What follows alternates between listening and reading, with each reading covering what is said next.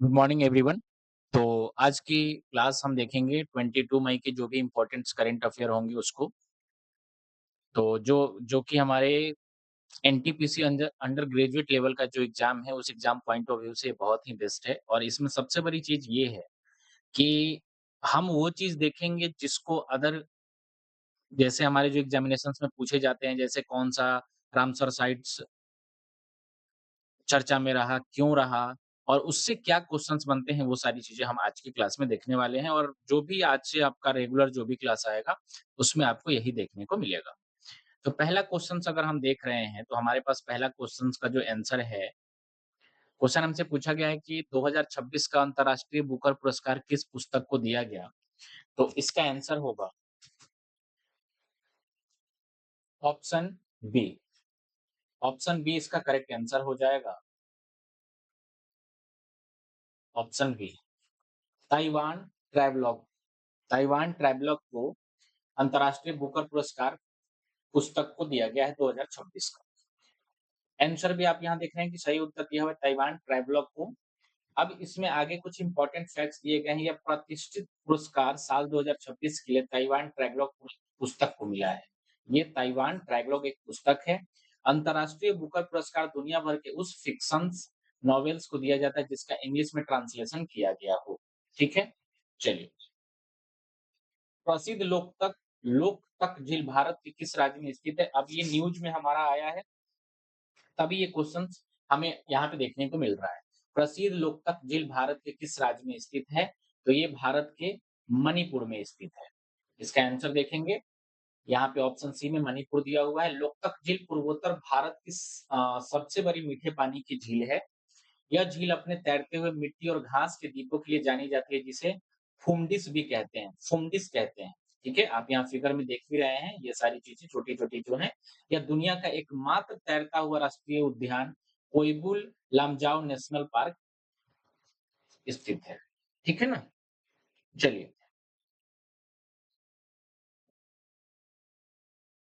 Next question देखेंगे।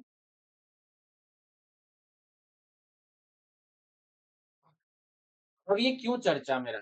ये मणिपुर का ये जो वेटलैंड है, जो ये झील है, ये क्यों चर्चा में रहा?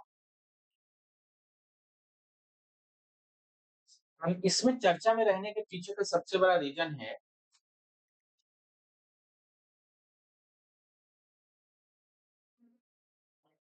इसमें कुछ प्रदूषण वगैरह बढ़ रहे थे, जैसे कि कुछ प्रदूषण या ये जो फुंडिस आप देख रहे हैं, जैसे यहाँ पे ये जो फुंडिस है, ये फुंडिस छोटा हो रहा है, सिकुड़ रहा है और पारिस्थितिक इसका असंतुलन के कारण झील बहुत मतलब चिंता का एक विषय बना हुआ है, क्योंकि ये एक पूरे पूर्वोत्तर में मीठे पानी की झील है और इसके लिए इसमें जो है ये प्रदूषित हो रहा है पानी, इसलिए ये चर्चा में रहा। तो ये हमारे एग्जाम पॉइंट ऑफ व्यू से एक इम्पोर्टेंट क्वेश्चन बन सकता है कि लोकटक झील कहाँ पे है? तो मणिपुर। कुंभलगढ़ जिला, जिसे हाल ही में दुनिया की दूसरी सबसे बड़ी जीवित दीवार के रूप में मान्यता मिली है, किस राज्य में स्थित है? तो ये स्थित है राजस्थान में। कुंभलगढ़, जो कि आप फिगर में आप देख रहे हैं, ये राजस्थान में स्थित है। दुनिया की दूसरी सबसे बड़ी जीवित दीवार के रूप में इसको मान्यता दी गई है। इसकी जो लेंथ है 36 किलोमीटर, इसकी पूरी लेंथ है 36 किलोमीटर। और जो चीन की दीवार है उसके बाद भारत का ग्रेट वॉल की भी इसको उपाधि मिली हुई है। इसको उपाधि किसकी मिली हुई है? भारत की ग्रेट वॉल, ग्रेट वॉल की उपाधि भी इसको मिली हुई है और ये यूनेस्को विश्व धरोहर स्थल में भी ये शामिल है। तो इसकी लेंथ कितनी है? 36 किलोमीटर। भारत की ग्रेट वॉल कही जाती है और दूसरी सबसे बड़ी है। तो दूसरी सबसे बड़ी है तो पहली कौन-सी है? तो चीन की ग्रेट वॉल। तो पहली कौन-सी है? तो पहली है चीन की ग्रेट वॉल, पहली, ठीक है? चीन की ग्रेट वॉल और भारत की दूसरी हो गई कुंभलगढ़ किला, जो कि राजस्थान में स्थित है। अब यहाँ पे डिस्टेंस में आप देख सकते हैं 36 किलोमीटर दिया हुआ है कुंभलगढ़ किला, राजस्थान के राजमंद जिले में स्थित और इसकी दीवार को ग्रेट वॉल ऑफ इंडिया भी कहा जाता है। इस दीवार की कुल लंबाई 36 किलोमीटर है, जो चीन की दीवार के बाद दूसरा नंबर पे आती है। ठीक है? प्रगति 2026 की मेजबानी हाल ही में किस राज्य द्वारा किया गया? प्रगति ये किया गया था मेघालय राज्य के द्वारा और प्रगति 2026 की मेजबानी हाल ही के साथ मेघालय के द्वारा किया गया। ठीक है? महत्वपूर्ण सम्मेलन का जिसका आयोजन मेघालय राज्य द्वारा किया जाएगा, इसका उद्देश्य क्षेत्रीय विकास, सुशासन और विकास परियोजना की गति को देना है। ठीक है? अब प्रगति का फुल फॉर्म, जैसे प्रगति का फुल फॉर्म क्या होने वाला है, तो ये होने वाला है partnership of regional armies for growth and transformation and transformation in the Indian ocean region, in Indian ocean region. ये इसका फुल फॉर्म है, किसका? प्रगति।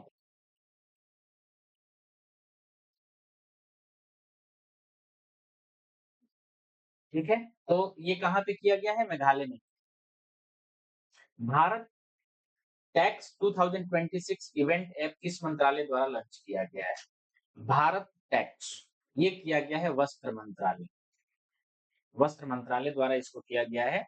और भारत की सबसे बड़ी वैश्विक वस्त्र आयोजन भारत टैक्स 2026 जो है, इस ऐप में, ये एक इवेंट ऐप है। इस ऐप में जो है आपको एक एआई चिप मिलेगा, एआई चिप।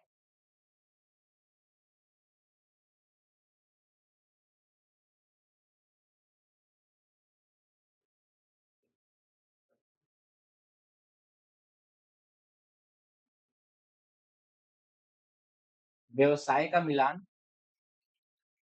व्यवसाय का जो भी मिलान होता है वो नेटवर्किंग टूल्स मिलेगा, क्यूआर आधारित लीड कैप्चर्स मिलेगा, रियल टाइम अपडेट मिलेगा। ये सारी चीज़ें इस ऐप में मिलने वाली है। जो भी चीज़ें हो रही हैं, वस्त्र मंत्रालय द्वारा इसको क्या किया गया है? लॉन्च किया गया है। ठीक है? भारत टैक्स भारत का सबसे बड़ा अंतर्राष्ट्रीय टेक्सटाइल कपड़ा मेला है, जिसके लिए इस ऐप को बनाया गया है। यह ऐप कपड़ा उद्योग के व्यापारियों को, बुनकरों और ग्लोबल बायर्स को एक प्लेटफ़ॉर्म पर जोड़ने में मदद करेगा। ठीक है? हौसलों की उड़ान कार्यक्रम हाल ही में किसके द्वारा शुरू किया गया था? तो हौसलों की उड़ान शुरू किया गया है दिल्ली सरकार। जो दिल्ली की मुख्यमंत्री है रेखा गुप्ता, उनके द्वारा इस कार्यक्रम को क्या किया गया है? शुरू किया गया है। इसमें जो है अ, जो भी गरीब बच्चे हैं या मतलब जो किसी भी चीज़ को टैकल, जैसे यहाँ पे देख लेते हैं। हौसले की उड़ान कार्यक्रम का उद्देश्य बच्चों और युवाओं के हुनर को निखारने और उन्हें रोजगार के नए अवसर देना। यह पहल विशेष रूप से उन बच्चों के जो समाज के कमजोर वर्ग से आते हैं। समाज के कमजोर वर्ग से जो बच्चे आते हैं, उनके लिए है। अब इसमें जो एज होनी चाहिए 16 वर्ष से 35 वर्ष के बीच का कोई भी बच्चा हो, 35 वर्ष से अगर कोई भी हो, तो वो इसमें भाग ले सकता है। ऑनलाइन एप्लीकेशंस अपना वो पोर्टल के माध्यम से कर सकता है इसको और इसमें भाग ले सकता है। ठीक है? भारत किस देश का दूसरा सबसे बड़ा व्यापारिक साझेदारी बन गया है? तो ये बन गया है बांग्लादेश। किसका बना है? तो बांग्लादेश का बना है। भारत और बांग्लादेश के बीच द्विपक्षीय व्यापार में काफ़ी तेज़ी आई है, जिससे भारत अब उसका दूसरा सबसे बड़ा व्यापारिक साझेदार है। दोनों देशों के बीच कृषि उत्पाद और ऊर्जा के क्षेत्र में सबसे ज़्यादा व्यापार होता है। ठीक है? ये उतना इम्पोर्टेंट नहीं है, सिर्फ़ आप इतना याद रखेंगे कि भारत किस देश का दूसरा सबसे बड़ा व्यापारिक साझेदारी है? तो बांग्लादेश का। हाल ही में चर्चा में रहा कुशा काय अभियान किस पर आधारित है? कुशा काय अभियान ये महाराष्ट्र का है। ये महाराष्ट्र स्टेट द्वारा इस अभियान को चालू किया गया है और इसका नाम कुशा-काय नहीं है, कसा-काय है, कसा-काय, कसा-काय अभियान है और ये आधारित है माझी गाँव आरोग्य पे। ऑप्शन ए इसका करेक्ट होगा, आरोग्य पे। ठीक है ना? कुशा-काय अभियान नहीं, कसा-काय अभियान का मुख्य फोकस ग्रामीण क्षेत्रों में स्वास्थ्य सुविधाओं को स्वच्छता को बढ़ावा देना है। ठीक है? गाँव वाले एरिया में। इस अभियान के तहत माझी गाँव आरोग्य के संकल्प को पूरा करने के लिए क्षेत्र के हर परिवार तक स्वास्थ्य जाँच पहुँचाई जा रही है। तो ये महाराष्ट्र गवर्नमेंट का ये है। कहाँ का है माझी गाँव? तो ये है मुंबई, महाराष्ट्र। ये याद रखिएगा, मुंबई, महाराष्ट्र। ठीक है? हाल ही में प्रकाशित डोंगरी पंजाबी शब्दकोश के लेखक कौन हैं? डोंगरी पंजाबी शब्दकोश के लेखक जो हैं चंदन नेगी हैं। चंदन नेगी डोंगरी पंजाबी शब्दकोश के लेखक हैं।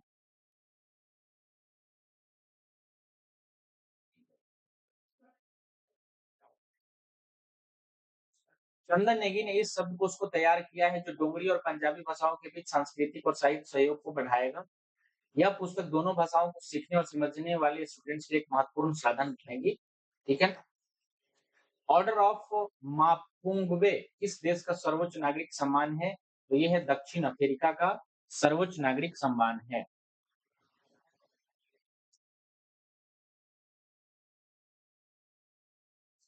दक्षिण अफ्रीका का। ऑर्डर ऑफ मांगुपे दक्षिण अफ्रीका का एक बेहद प्रतिष्ठित सम्मान है जो उन लोगों को दिया जाता है जिन्होंने अंतर्राष्ट्रीय स्तर पर देश का नाम रोशन किया हो या मानवता के लिए असाधारण काम किया हो।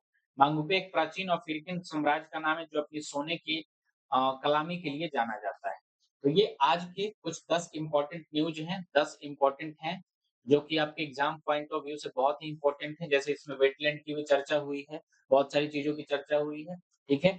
तो अगर आपको वीडियो अच्छी लगी हो तो आप एक बार चैनल को सब्सक्राइब कीजिएगा, तो हमें भी जो है लगेगा कि हाँ, कोई हमारी क्लास को पसंद कर रहा है, तो फिर मैं ऐसे ही और बेस्ट तरीके से डीप नॉलेज निकाल-निकाल के और आपको मैं बताते रहूँगा क्योंकि देखिए मोस्ट इम्पोर्टेंट इसमें ये है कि जो न्यूज़ इम्पोर्टेंट होती है उसको तो सभी लोग पढ़ते हैं, लेकिन उस न्यूज़ से जो निचोड़ होता है, वो निचोड़ से क्वेश्चन्स एग्ज़ामिनेशन में पूछे जाते हैं।